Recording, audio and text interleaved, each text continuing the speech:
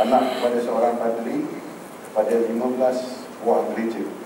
Dia pernah mengikuti latihan ketua mubalik Kristian selama 2 tahun dengan melibatkan diri secara aktif dalam aktiviti dakwah Kristian sebelum melanjutkan pengajian menguasai bahasa Ibrani di Bandung, Indonesia. Al-Fadhil Ustaz telah memulai Islam pada bulan 26 Februari 1990 di Pusat Latihan Dakwah Melingau, Sabah. Apabila beliau mula tertarik kepada agama Islam semasa belajar di UiTM, sekarang UiTM, dan sentiasa berujar tentang masalah perbandingan agama, termasuklah dalam masalah teologi. Selepas saja mengucap syahadah, beliau berhijrah ke Pertubuhan Kebajikan Islam Malaysia, Perkil Kuala Lumpur, sebelum belajar agama di Perkil Bengkalan Cepa, Kelantan, dan seterusnya di Nilampuri dan kemudian di Pondok, dan mengambil diploma Tahfizul Quran di Pusat Islam pada tahun 1996 hingga 1998, dan pada tahun 2000 hingga 2003 berada di Syukra Al-Azhar, Mesir dalam jurusan Al-Quran dan Qiraat. Selain menguruskan pusat tahfiz, Al-Fadhil Ustaz juga terus giat menyampaikan maklumat dan mengislamkan orang-orang yang bukan Islam, dan juga maklumat tentang gerakan kristianisasi yang begitu meluas sekarang ini di Malaysia. Sungguhnya kehadiran beliau ni di Al-Hijrah pada malam ini adalah untuk berkongsi pengalaman dan seterusnya menyampaikan kuliah beliau pada malam ini, perbandingan agama, mencari persamaan, bukan berpisah. Silakan Ustaz. Assalamualaikum.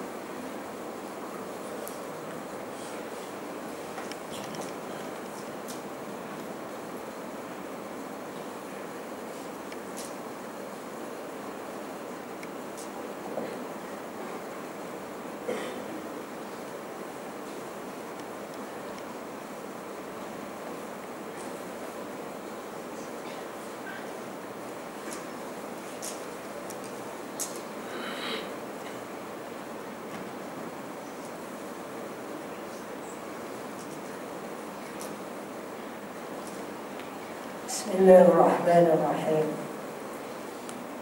Assalamualaikum warahmatullahi ta'ala wabarakatuh. Alhamdulillah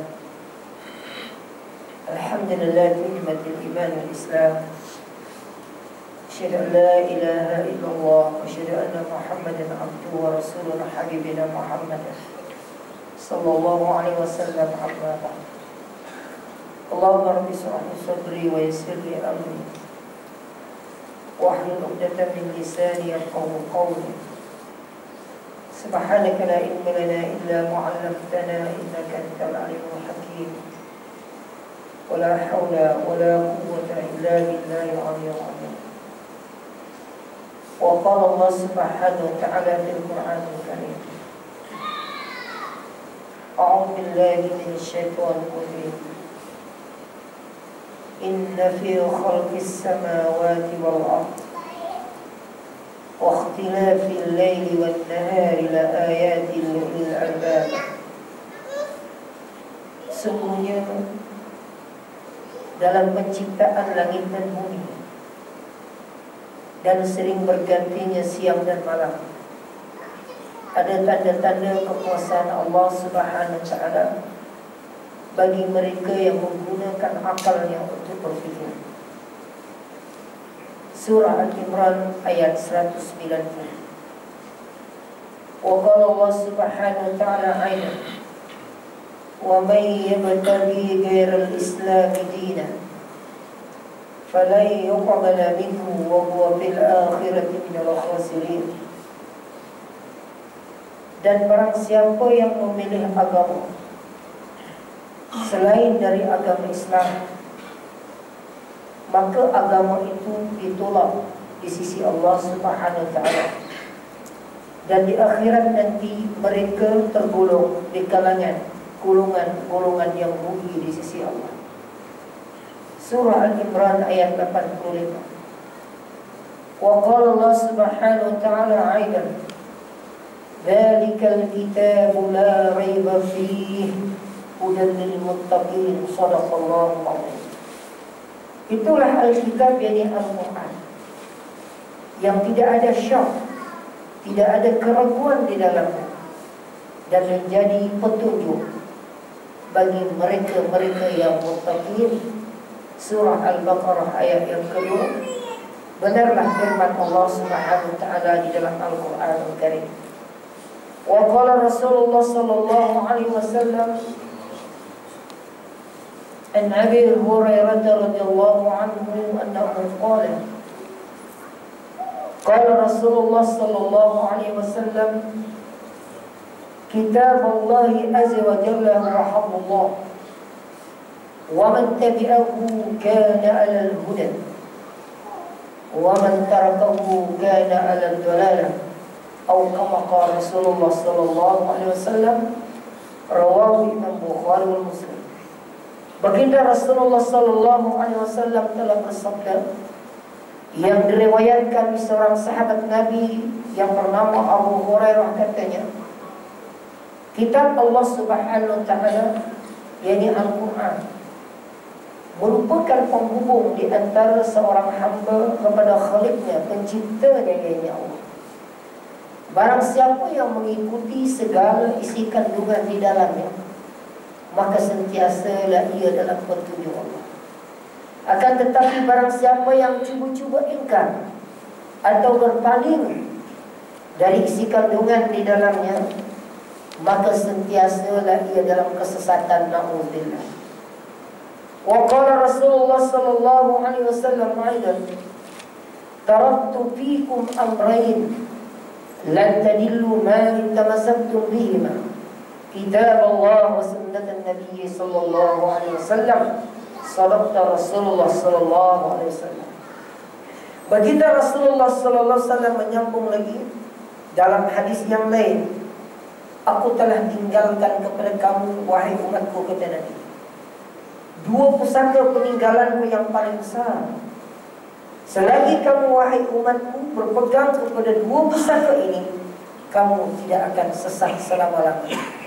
Yaitu yang pertama kitab Allah, yakni Al-Quran, dan yang kedua ialah sunnah, yakni hadis-hadis baginda Rasulullah sallallahu alaihi wasallam. Terima kasih kepada yang berbahagia, saudara tuan moderator pada malam ini, sahibul fadilah, pengurusi masjid, tuan imam serta seluruh staf kepemimpinan di kalangan pegawai-pegawai masjid, para Tan Sri, Datuk Sri, para alim ulama, tuan guru, pemimpin-pemimpin masyarakat setempat, serta seluruh kaum muslimin muslimat waktu maghrib yang dirahmati Allah Subhanahu wa taala. Tidak lupa juga kepada sahabat saya, abang angkat saya di Lembah Kelang, Tuan Haji Roni, yang banyak bersama dengan saya dalam program-program dakwah bergerak di pedalaman, khususnya di Sabah, dan juga banyak mengatur program rakaman-rakaman dalam kuliah saya di sekitar Lembah Kelang ini. Dan juga kepada Ustaz Muhammad Fadil yang membawa saya ke tempat tuan-tuan pada malam ini, dan kepada anak murid saya yang asal dari Selangor, keturunan bangsa Cina berbentuk Tionghoa, yang baru memeluk Islam kira-kira 5 bulan yang lepas. Alhamdulillah belajar di madrasah kita di Sabah yang kita dirikan secara percuma. Kebanyakannya adalah golongan fakir miskin, dan saudara-saudara baru belajar di sana secara percuma. Alhamdulillah, syukur, kerana walaupun baru 5 bulan dan dia belajar di madrasah pada 18 Januari tahun ini, dia sudah masuk kelas Al-Quran dan memulakan hafazan. Sidang jemaah dirahmati Allah Subhanahu wa taala, Allah Subhanahu wa taala berfirman dalam surah Al-Imran yang saya bacakan tadi. Allah Subhanahu wa taala berfirman, A'udzubillahi minasyaitonir rajim. Wa may yabtaghi ghairal islami dinan falan yuqbala minhu wa huwa bil akhirati minal khasirin. Shadaqallahu adzim. Dan barang siapa yang memilih agama, kata Allah, selain dari agama Islam, maka agama itu ditolak di sisi Allah Subhanahu wa taala. Dan mereka kembali kepada siapa? Orang yang memilih agama selain dari Islam, mereka nanti di akhirat tergolong di kalangan orang-orang yang rugi. Al-Quran 30 juzuk, 114 surah, yang saya kaji selama 6 tahun, buat perbandingan dengan Bible. Selama 6 tahun saya kaji Al-Quran, dan ini adalah Bible dalam cetakan bahasa Melayu. 6 tahun saya buat perbandingan. Saya membaca petikan-petikan dalam Al-Quran, dan pada masa yang sama saya membaca juga petikan-petikan dalam Bible. Subhanallah, Allah Subhanahu wa taala berfirman dalam suratul Hujurat ayat yang ke-13. Allah berfirman, a'udzubillahi minasyaitonir rajim. Ya ayyuhan nas, inna khalaqnakum min dzakari wa untha waja'alnakum syu'uban wa qabaila lita'arafu inna akramakum 'indallahi atqakum. Shadaqallahul adzim. Sebagai mukadimah untuk perkongsian ilmu kita pada malam ini, saya membaca ayat ini. Allah Subhanahu wa taala berfirman dalam suratul Hujurat ayat yang ke-13, wahai manusia, kata Allah. Dia tak kata ya ayyuhal arab, dah. Ataupun dia kata ya ayyuhal malawiyah, dia cakap macam itu. Wahai manusia, kata Allah, sesungguhnya aku telah jadikan kamu di kalangan laki-laki dan perempuan, dalam keadaan kamu bersuku-suku dan berbangsa-bangsa. Tak lain dan tak bukan, kata Allah, ialah lita'arafu, kenal mengenal di antara satu sama lain. Sesungguhnya, kata Allah, orang yang paling mulia di kalangan kamu ialah orang yang lebih takwa. Allahumma amin. Mudah-mudahan kita yang hadir pada malam ini tergolong di kalangan orang-orang yang disebut oleh Allah Subhanahu wa taala dalam penghujung ayat ini. Lantaran pada malam ini, alhamdulillah, terima kasih kepada pengurusan masjid kerana sudi menjemput saya, dan inilah kali pertama saya melihat satu surau yang tersergam yang cantik dan indah, ya, dengan lampu-lampunya yang cantik dan seni bina dia yang hebat. Syukur alhamdulillah kerana tuan-tuan sudi menerima kedatangan saya, walaupun saya tidak sebangsa dengan tuan-tuan. Saya daripada keturunan suku kaum Kanazan sama, seperti yang disebut oleh moderator tadi. Syukur alhamdulillah Allah pilih saya memeluk agama Islam kira-kira 25 tahun yang lepas. Dia tak panggil saudara baru dah, dia tak panggil saudara baru dah, saudara lama.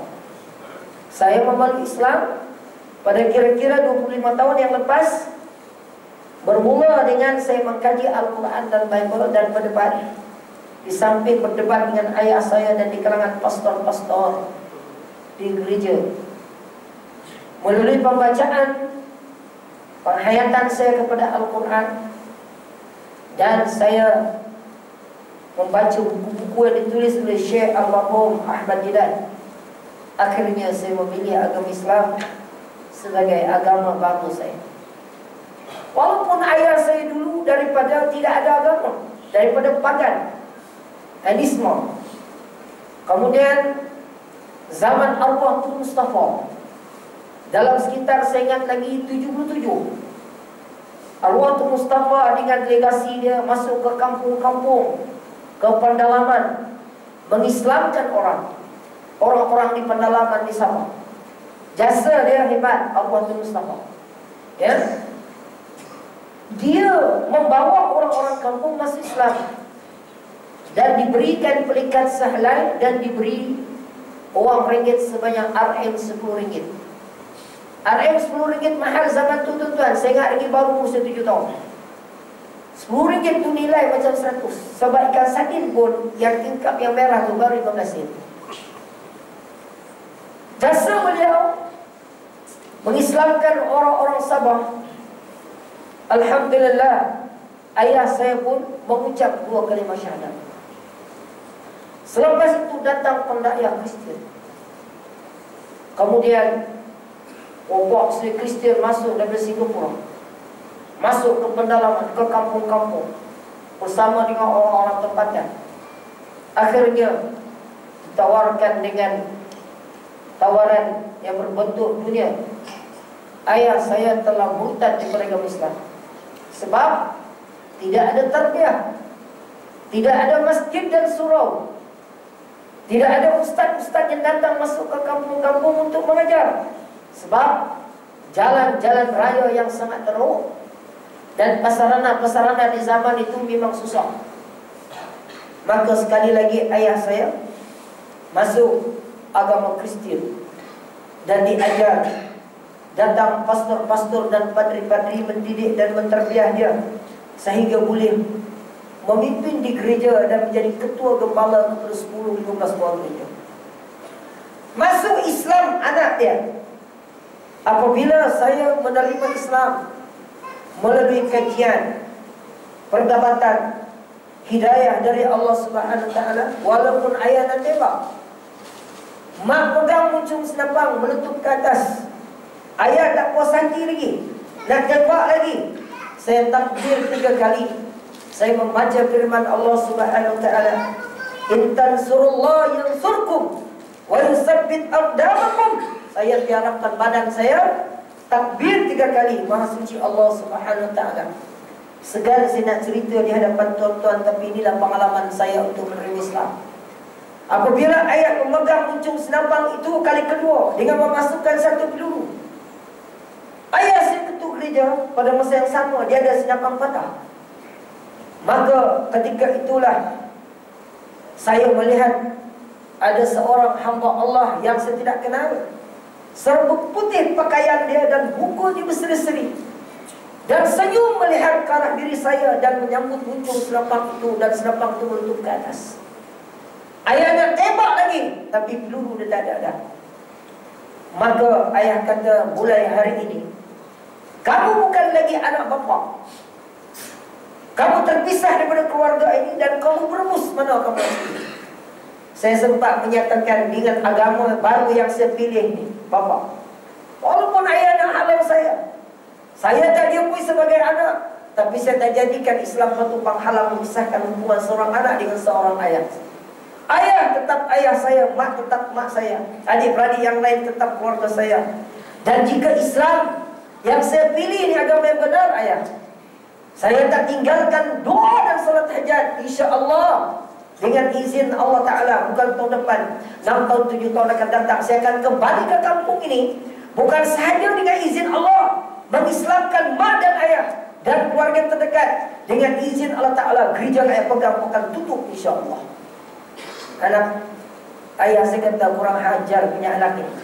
Saya pun berhijrah tuan-tuan untuk menimba ilmu seperti dia dinyatakan oleh moderator tadi. Alhamdulillah, saya memohon kepada Allah 8 tahun penantian. Dengan izin Allah Subhanahu Wa Taala, saya tunjukkan akhlak yang baik. Saya nak jadikan diri saya sebagai pengamal Islam yang menteraskan Al-Quran dan Sunnah Rasulullah SAW. Saya muhasabah diri, memperbaiki diri dan menerima ilmu agama. Syukur alhamdulillah dengan izin Allah, orang yang pertama menerima hidayah dari Allah ialah mak saya sendiri. Mak memeluk Islam sebab saya belajar tentang sirah Nabi, bagaimana cara Nabi berdakwah lil aqrabin, mula dengan keluarga sendiri. Saya tak terjun lagi ke medan masyarakat seperti ini. Saya tidak pergi lagi di negara-negara luar untuk menyampaikan mesej dakwah, walaupun saya pernah duduk di Australia, di South Africa, saya pernah di Mauritania. Saya nak beritahu kepada tuan-tuan, dengan izin Allah Ta'ala, orang yang pertama menerima Islam ialah ibu saya sendiri. Apabila ibu saya memilih agama Islam sebagai agama dia, saya nyatakan kepada bapa saya kata, Pak, mulai hari ini bapa tapi tidur satu bantal dengan mak, hukum dia haram. Tak boleh tidur. Ayah saya tanya, apa itu haram? Ayah dan mak tapi tidur satu bantal, hukum dia haram. Ayah saya jawab, kepala otak kau. Oh, anak saya nak khutbah pula dah. Nah, kepala otak kau, dia kata, ini ke Islam yang kau bawa. Isteri saya kursus kementerian, tuan-tuan. Jadi dia pastor kena bawa. Dia kerja kementerian, dia kursus ijlis sana. Maka saya dengan izin Allah Ta'ala pilih pula adik-beradik memeluk agama Islam. Bila mak masuk Islam, adik-beradik masuk Islam, saya cakap dengan mak, sayang tak kepada ayah? Mak kata sayang.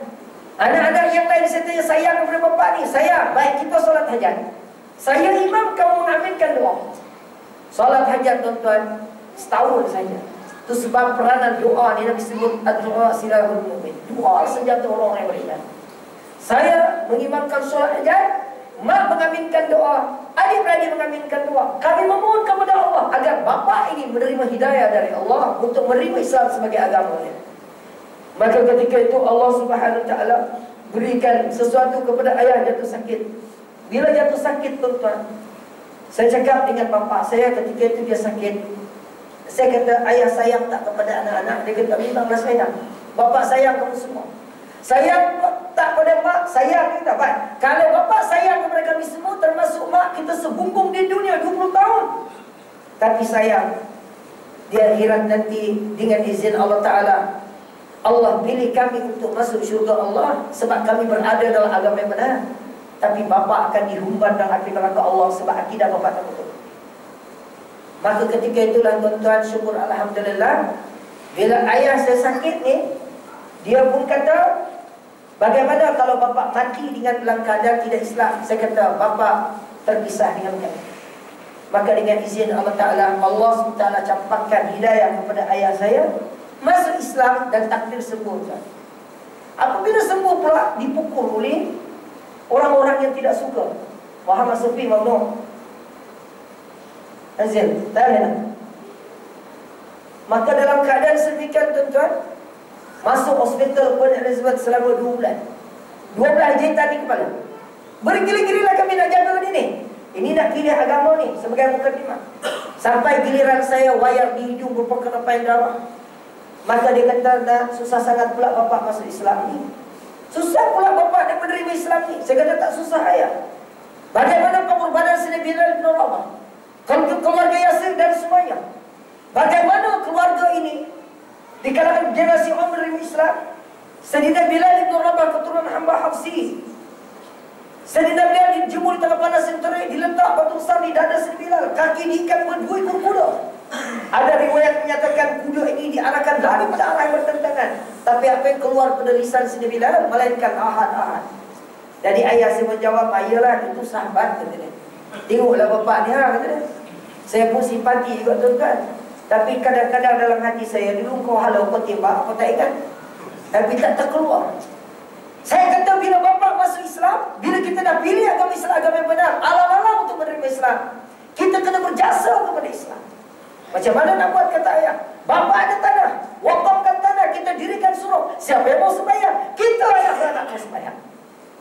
Akhirnya ayah wakafkan tanah, kita bina surau. Bina surau, saya asaskan program dakwah bergerak di pedalaman. Saya jemput ustaz-ustaz daripada Semenanjung. Kita bina madrasah di Kebantuan Orang Islam. Saya tak segan membawa buku-buku yang saya tulis. Di mana-mana saya bawa. Ketika almarhum Tuan Guru, Mufti Besar, bekas Mufti Besar Kelantan, saya ceramah di Pulau Melaka, 7,000 orang datang. Dia kata, anda dulu belajar di Kelantan, di Studio Superkin. Dia menyatakan kepada saya, kamu balik Sabah dan berdakwah di Sabah. Kamu bina madrasah. Saya kata, tu guru, lagu mana nak bina madrasah, PT tak ada. Dia ambil boleh kecil Kelantan sikit, Pak Kabudu. Maka tu guru kata, Mukhli Azhar, dia kata, kau tulis buku, bawakan ceramah. Masih mulut dia tuan-tuan. Saya berjaya menulis beberapa buah buku yang kawan-kawan tak boleh tulis. Alhamdulillah, kita berjaya mendirikan madrasah di sana dengan bantuan teman-teman. Termasuk ada 1-2 datuk yang saya kenal dalam majlis ini, yang pernah pergi di madrasah, dan alhamdulillah madrasah siap dengan kos lebih kurang 350,000. Alhamdulillah, syukur alhamdulillah. Dengan izin Allah SWT, bila terlibat dengan kerja dakwah hampir 14 tahun, lebih daripada 2,000 lebih yang menerima Islam dengan izin Allah Ta'ala. Ini baru mukadimah pengurusi, dah 8,5 dah. Tadi dia dah jamu dah, sampai ikan apa masak 3 rasa apa semua. Dah kenyang tu, ada pergi lain orang terima. Dengar-dengar lepas ni pula nasi biryani Arab lah. Nah, maka sedang dia main dalam hati Allah, baru masuk dalam bab tajuk yang sebenar. yaitu perbandingan agama mencari persamaan bukan permusuhan. Baik, saya nak baca beberapa petikan daripada Al-Quran dan Injil berkenaan apa persamaan. Kita tidak bermusuh dengan mana-mana agama. Saya pergi di Singapura, saya pergi di Sarawak. Satu program diatur oleh sahabat-sahabat di Sarawak, di Kuching. Saya ceramah di Islamic Policy Center di Kuching. 1000 lebih yang datang. Saya pergi di Singapura, di mana-mana kita ceramah ada orang bukan Islam. Bukan kita bermusuh dengan mereka. Tanda tangan mereka, ITM jemput saya. Saya kata beritahu ustaz orang yang Kristian yang datang berjumpa, kata ahlan wa sahlan. UPM jemput, beritahu student yang bukan Islam datang pergi ustaz, ahlan wa sahlan. Saya datang, dia datang untuk mencari kebenaran. Ada seorang pastor ni, dia berdebat dalam Facebook. Macam-macam dia tanya, macam-macam dia tomah. Tapi kita tunjukkan akhlak yang baik. Dan alhamdulillah dia pun ada urut-urut untuk nak memeluk agama Islam, tuan-tuan. Sudah. Kita tengok di antara kajian saya. Barangkali tuan-tuan tidak percaya kita baca pada malam ni, tapi jangan terpengaruh. Jangan terpengaruh. Ini saya nak buat perbandingan. Sebab tajuk dia buat perbandingan. Susah tuan-tuan nak mencari ustaz yang baca Bible dalam masjid, kecuali Ustaz Rashidi Jamil. Itu kawan saya, ataupun Brother Syakirin. Itu semua kawan-kawan saya. Siapa lagi? Lim Juisul. Itu semua kawan-kawan tu. Baik, kita tengok. Yang pertama sekali, saya nak buka dalam surah Al-Imran, ayat yang ke-190. Ya. Allah Subhanahu wa taala berfirman dalam surah Al-Imran ayat 190.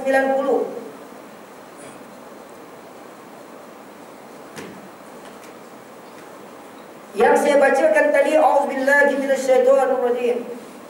Inna fi khalqis samawati wal ardh wa ikhtilafil laili wan nahari laayatin liulil albab. Shadaqallahul azim.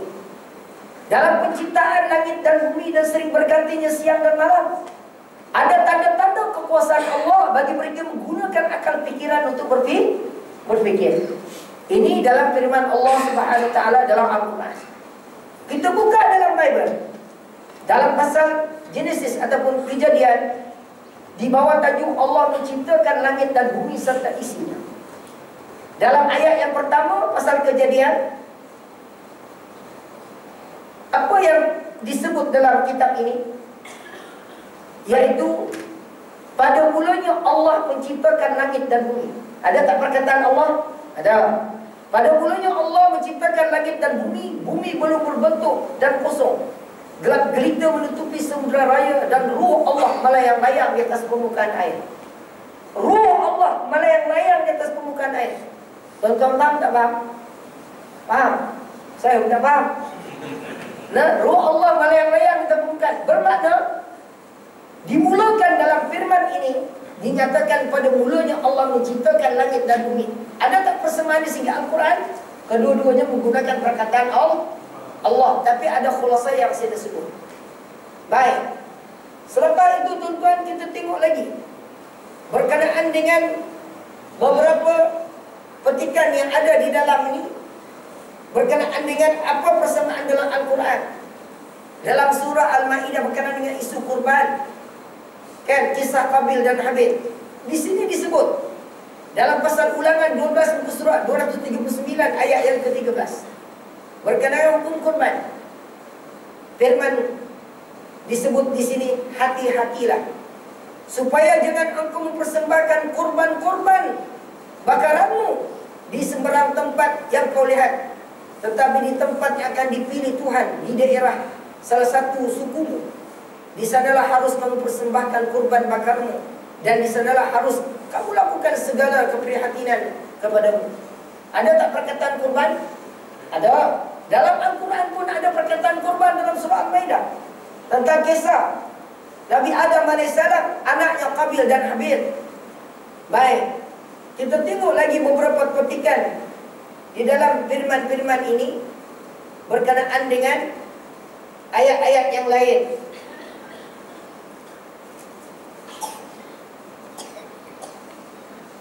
Di antaranya ialah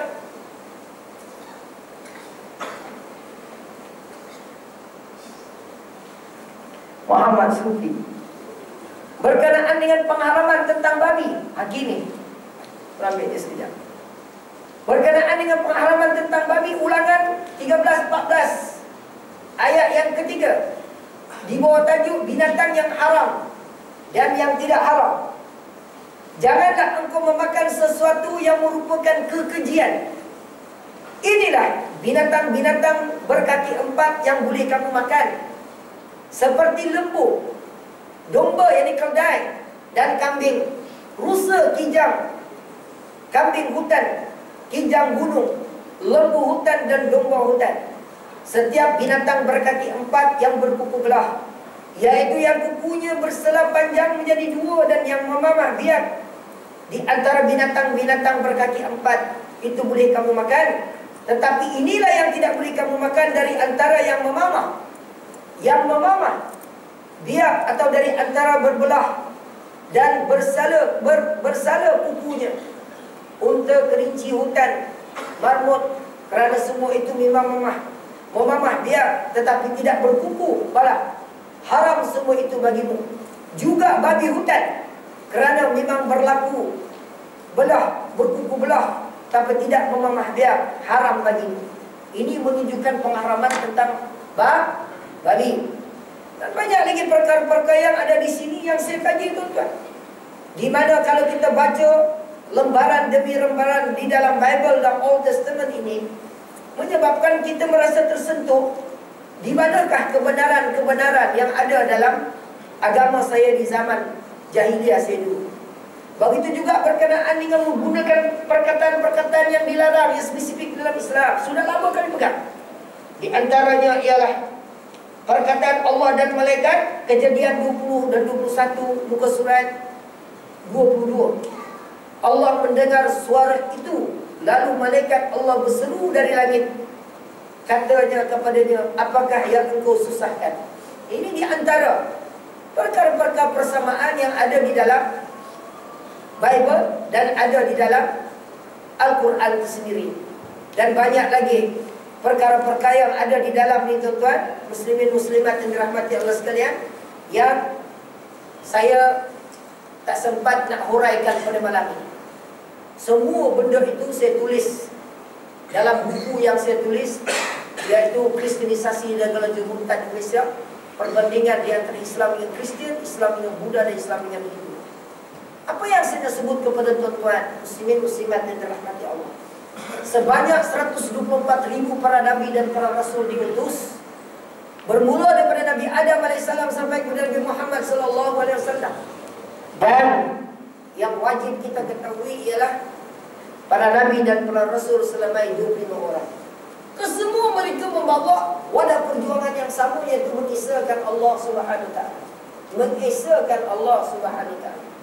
Oleh sebab apabila saya baca buku Bible dan Old Testament di gereja, daripada mazhab SIB, dan juga mereka berpegang kepada New Testament perjanjian baru, mereka tanya, dia kata, Pastor Yohanes, kenapa kamu membaca Bible yang ini?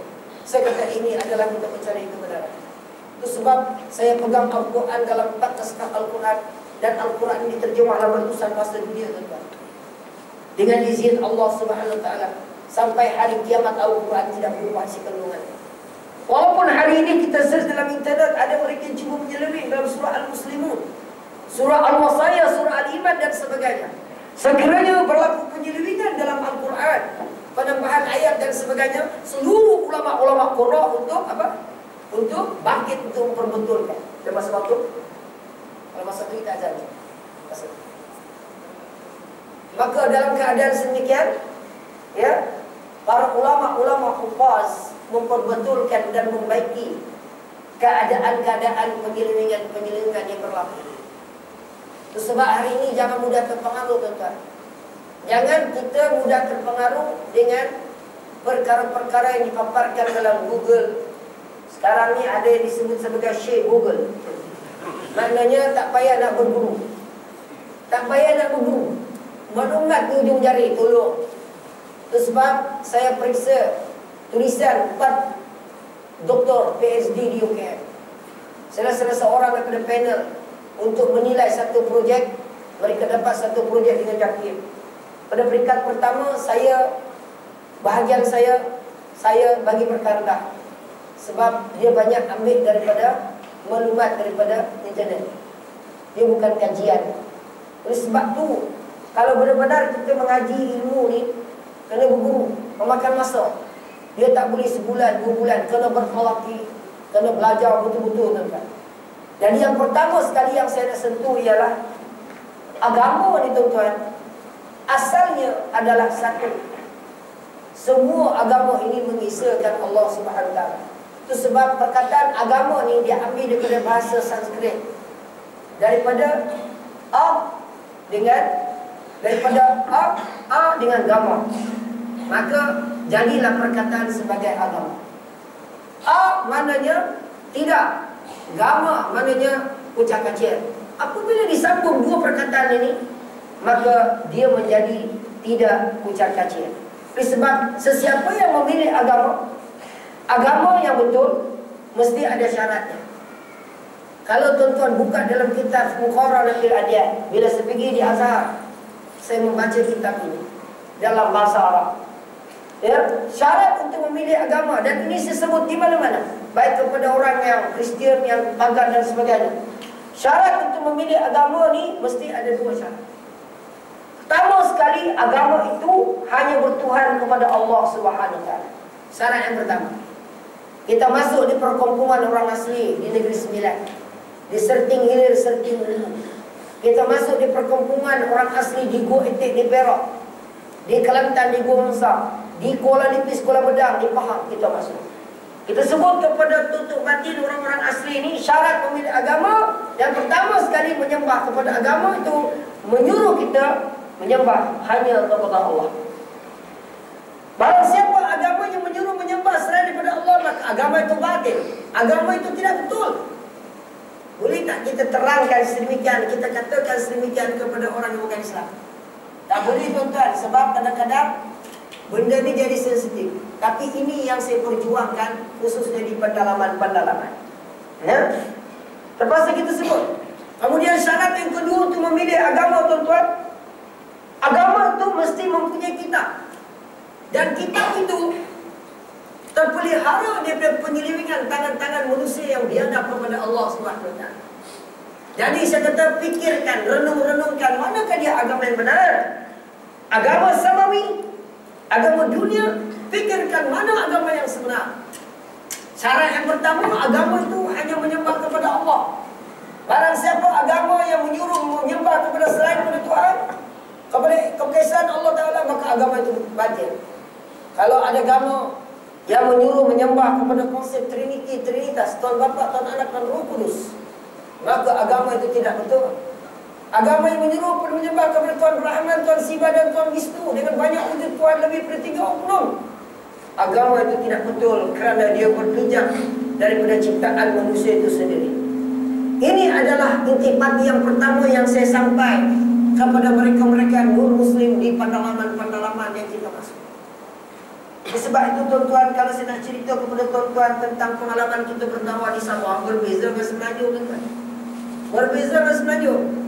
Saya dah jenuh bersama dengan Pramukti di Semenanjung ni. Saya bersama Mukti di Perak 2-3 kali forum. Saya jemput beliau datang ke Sabah, forum di madrasah. Mukti, tuan-tuan, di Negeri Selangor, Darussalam ni pun duduk dalam program saya ketika saya menyampaikan tazkirah di rumah Yang Mulia Tunku Sulaiman Kerabat di Raja Selangor. Kerajaan Negeri Selangor jemput saya di ICUK 1,600 perwakilan. Saya bercakap di hadapan profesor, doktor-doktor dan wakil-wakil NGO untuk bercakap dalam isu-isu akidah dan juga murtad di Malaysia. Maka apabila kita masuk di pendalaman, khususnya di Sabah, tuan-tuan, dalam memberi penerangan dan membawa mereka untuk mencari agama yang sebenar, dia berbeza dengan Semenanjung. Di dakwah di Semenanjung, tuan-tuan, saya mula-mula balik Mesir, TV hijrah nak lamar sampai 7 siri, jenuh ulang-alik, tuan-tuan. Saya pun tak tahu saya dapat cek bayaran atau tidak, tapi saya ingat saya tak ada, kan? Maka saya pun tak terima dah. TV3 sampai kejar saya datang ke Sabah, buat rakaman di madrasah.